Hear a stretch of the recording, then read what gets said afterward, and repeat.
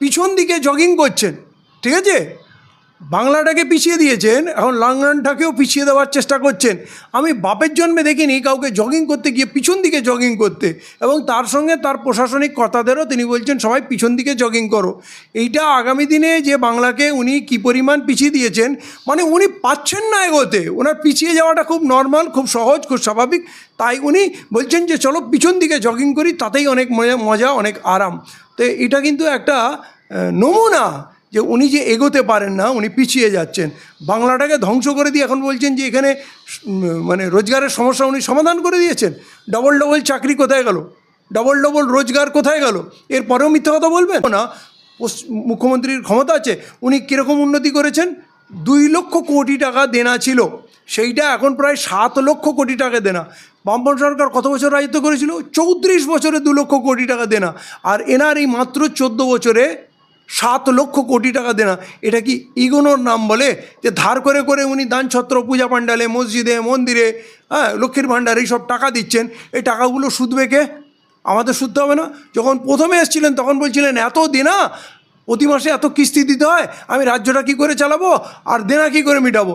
আজকে উনি রাজ্য কী করে চালাবেন আর দেনা কী করে মেটাবেন একবার বলুন। আজকে উনি বলছেন কি 7 লক্ষ কোটি টাকা দেনা হয়ে গেছে, আমি আর পাচ্ছি না। উনি ভাবছেন যে লন্ডনের লোক তো আর কলকাতার খবর জানে না, অতএব ওখানে গিয়ে আমি ওদেরকে বলি যে আমি খুব এগিয়েছি।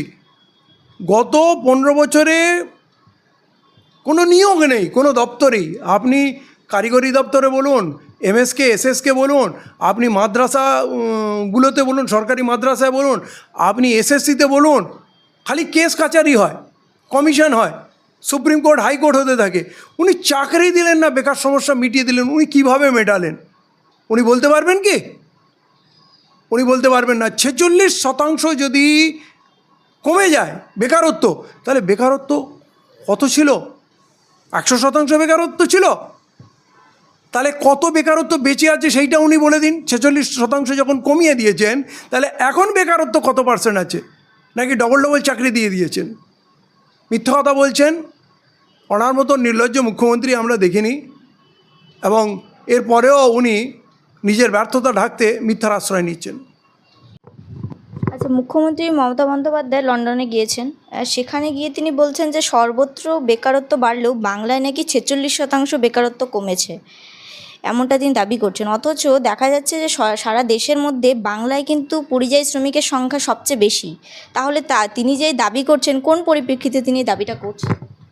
প্রথম কথা, উনি মোদির বোন, মোদির সঙ্গে পাল্লা দিয়ে উনি মিথ্যা কথা বলতে পারেন। পশ্চিমবাংলায় কাজ নেই বলে সবথেকে বেশি পরিযায়ী শ্রমিক ভিন রাজ্যে গিয়ে কাজ করছে। অন্য রাজ্যের এত শ্রমিক এই রাজ্যে আপনি দেখবেন না।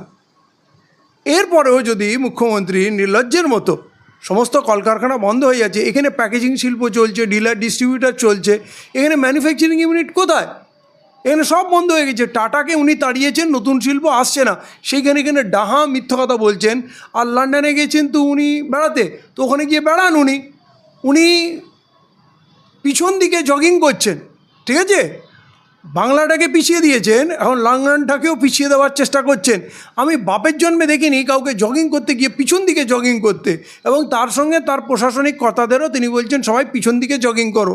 এইটা আগামী দিনে যে বাংলাকে উনি কী পরিমাণ পিছিয়ে দিয়েছেন, মানে উনি পাচ্ছেন না এগোতে, ওনার পিছিয়ে যাওয়াটা খুব নর্মাল, খুব সহজ, খুব স্বাভাবিক। তাই উনি বলছেন যে চলো পিছন দিকে জগিং করি, তাতেই অনেক মজা, অনেক আরাম। তো এটা কিন্তু একটা নমুনা যে উনি যে এগোতে পারেন না, উনি পিছিয়ে যাচ্ছেন। বাংলাটাকে ধ্বংস করে দিয়ে এখন বলছেন যে এখানে মানে রোজগারের সমস্যা উনি সমাধান করে দিয়েছেন। ডবল ডবল চাকরি কোথায় গেল? ডবল ডবল রোজগার কোথায় গেল? এরপরেও মিথ্যা কথা বলবেন? আচ্ছা, তিনি দাবি করছেন যে 2011 থেকে 25-এর মধ্যে অনেক নাকি বাণিজ্য লাভ হয়েছে পশ্চিমবঙ্গে। লন্ডন সফরে গিয়ে তাহলে কি আরও বাণিজ্য লাভ আশা করা যায়? হ্যাঁ, উনি তো মানে যা করেছেন কি বলবো। মানুষ শুধু জিএসটি ভরে ভরে দিচ্ছে বলে, আর পরিযায়ী শ্রমিকরা অন্য রাজ্য থেকে টাকা রোজগার করে আনছে বলে এখানে চলছে, তা নাহলে উনি চালাতে পারতেন না। আজকে তো যে পশ্চিমবাংলার ছেলেরা ঘরে বসে যেত যে কাজ দাও, নাহলে আমরা অন্য রাজ্যে যাব না, বিদেশে যাব না। মুখ্যমন্ত্রীর ক্ষমতা আছে, উনি কীরকম উন্নতি করেছেন? 2 লক্ষ কোটি টাকা দেনা ছিল, সেইটা এখন প্রায় 7 লক্ষ কোটি টাকা দেনা। বামপন্থ সরকার কত বছর রাজত্ব করেছিল? 34 বছরে 2 লক্ষ কোটি টাকা দেনা, আর এনার এই মাত্র 14 বছরে 7 লক্ষ কোটি টাকা দেনা। এটা কি ইগোনোর নাম বলে? যে ধার করে করে উনি দান ছত্র, পূজা পাণ্ডালে, মসজিদে, মন্দিরে, লক্ষ্মীর ভাণ্ডার এইসব টাকা দিচ্ছেন। এই টাকাগুলো সুদবে কে? আমাদের সুদতে হবে না? যখন প্রথমে এসেছিলেন তখন বলছিলেন এত দেনা, প্রতি মাসে এত কিস্তি দিতে হয়, আমি রাজ্যটা কী করে চালাবো আর দেনা কী করে মেটাবো? আজকে উনি রাজ্য কী করে চালাবেন আর দেনা কী করে মেটাবেন একবার বলুন। আজকে উনি বলছেন কি 7 লক্ষ কোটি টাকা দেনা হয়ে গেছে, আমি আর পাচ্ছি না। আচ্ছা, মুখ্যমন্ত্রী বলছেন যে 46% নাকি বেকারত্বের হার কমেছে। তো কালকে আমরা দেখলাম যে নিয়োগের দাবিতে নার্স, ফার্মাসিস্টরা ধর্মতলায় তারা ওখানে অবস্থান করেছিল। তো তাদের দাবি যে 2 বছর ধরে নিয়োগ হচ্ছে না, সরকারিভাবে কোনো রকম কোনো নিয়োগ হচ্ছে না। এর আগে আমরা 2022 সালে টেট পরীক্ষার্থীদেরকেও কিন্তু মিছিল করতে আমরা দেখেছিলাম। তাহলে রাজ্যের নিয়োগ যে বন্ধ, তারপরও তিনি এরকম করে লন্ডনে গিয়ে ভাষণ দিচ্ছেন, এটা কি করে সম্ভব? উনি ভাবছেন যে লন্ডনের লোক তো আর কলকাতার খবর জানে না, অতএব ওখানে গিয়ে আমি ওদেরকে বলি যে আমি খুব এগিয়েছি। গত 15 বছরে কোনো নিয়োগ নেই কোনো দপ্তরেই। আপনি কারিগরি দপ্তরে বলুন, এমএসকে, এসএসকে বলুন, আপনি মাদ্রাসা গুলোতে বলুন, সরকারি মাদ্রাসায় বলুন, আপনি এসএসসিতে বলুন, খালি কেস কাচারি হয়, কমিশন হয়, সুপ্রিম কোর্ট, হাইকোর্ট হতে থাকে। উনি চাকরি দিলেন না, বেকার সমস্যা মিটিয়ে দিলেন। উনি কিভাবে মেটালেন উনি বলতে পারবেন কি? উনি বলতে পারবেন না। 46% যদি কমে যায় বেকারত্ব, তাহলে বেকারত্ব কত ছিল? 100% বেকারত্ব ছিল। তাহলে কত বেকারত্ব বেঁচে আছে সেইটা উনি বলে দিন। 46% যখন কমিয়ে দিয়েছেন, তাহলে এখন বেকারত্ব কত পার্সেন্ট আছে? নাকি ডবল ডবল চাকরি দিয়ে দিয়েছেন? মিথ্যা কথা বলছেন। ওনার মতো নির্লজ্জ মুখ্যমন্ত্রী আমরা দেখিনি, এবং এরপরেও উনি নিজের ব্যর্থতা ঢাকতে মিথ্যার আশ্রয় নিচ্ছেন। আচ্ছা, এই বারবার করে যে রাস্তায় নামার বিষয়টা, টেট প্রার্থীরা বারবার রাস্তায় নামছেন।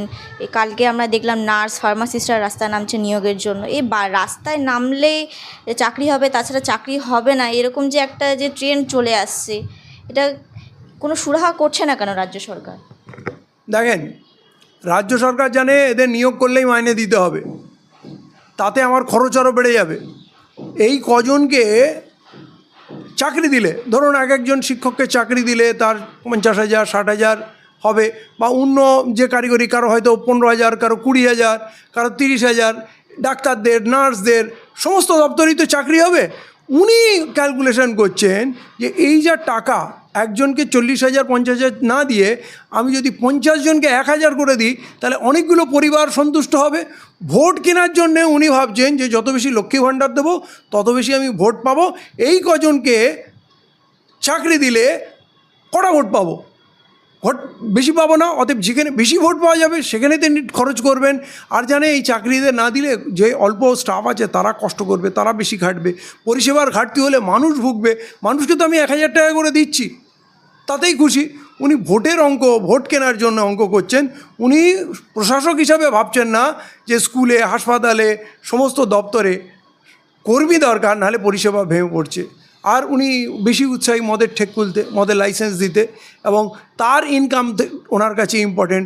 অতএব স্কুল বন্ধ করে দাও, শিক্ষক সংখ্যা কমে যাবে, ওনার টাকা বেঁচে যাবে। হাসপাতালে পরিষেবা কমিয়ে দাও, সবগুলোকে পারলে প্রাইভেট কন্ট্রাক্টে দিয়ে দাও। এখন প্রচুর হাসপাতালে দেখবেন প্যাথোলজি ডিপার্টমেন্ট থেকে প্রচুর ডিপার্টমেন্ট সব হাসপাতালের মধ্যেই কন্ট্রাক্টে কাজ করছে। মানে সরকারের ঘাড়ে তাদের মাইনে দেওয়ার দায়টা আর নেই। অতএব খুব ভালো করে বুঝুন, এই মমতা বন্দ্যোপাধ্যায় ভোট ছাড়া কিছু বোঝেন না। যত খরচ করেন ভোট কেনার জন্য। প্রশাসন এবং পরিষেবা এই দুটো ওনার কাছে গুরুত্বপূর্ণ নয়। আচ্ছা, মমতা বন্দ্যোপাধ্যায় কিছুদিন আগে কিন্তু রাজ্য সরকারি কর্মীদের কিন্তু 4% ডিএ বাড়িয়েছে।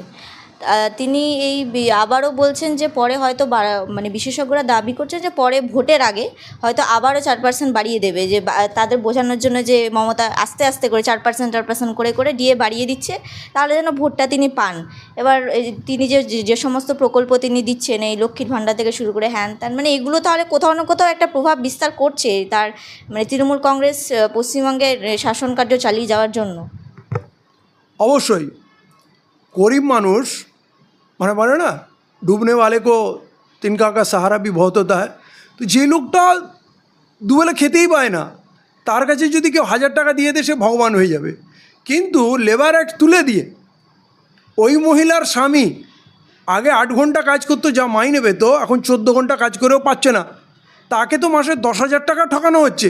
সেইখান থেকে ওই শিল্পপতি 5,000 টাকা মুখ্যমন্ত্রীকে তার তহবিলে দিয়ে দিল, তার থেকে 1,000 টাকা উনি ওই ম্যাডামকে দিলেন। তাহলে একটা পরিবারের 10,000 টাকার ক্ষতি হলো, বিনিময়ে পেলো 1,000 টাকা।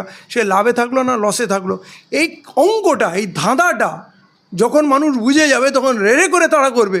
আপনি জানেন আজকের দিনে একটা পুরুষ মানুষ সারা মাস কাজ করে তার পরিবারের দুবেলার মুখের ভাতটা জোগাড় করতে পারছে না, তার বউকেও কারখানায় পাঠাতে হচ্ছে।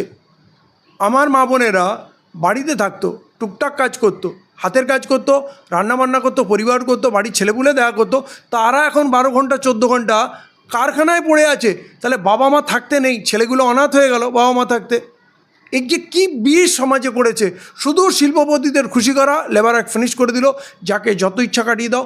200-300 টাকা দিয়ে লোককে কাজ করানো হচ্ছে। আজকের দিনে মানুষ বাঁচবে কী করে? সেটা মুখ্যমন্ত্রী কখনো ভেবেছেন? উনি তো ভোট দিয়ে খেলা, এই লক্ষ্মী ভাণ্ডার দিয়ে ভাবছেন আমি কামিয়ে নেব। এই বছরে প্রতি মাসে কী পরিমাণ জিনিসের দাম বাড়ছে, লক্ষ্মী ভাণ্ডার দিয়ে কি সেটা ম্যানেজ করা সম্ভব? অতএব ওনার চালাকি বেশি দিন চলবে না, মানুষ অবশ্যই বুঝবে এবং এর জবাবও দেবে।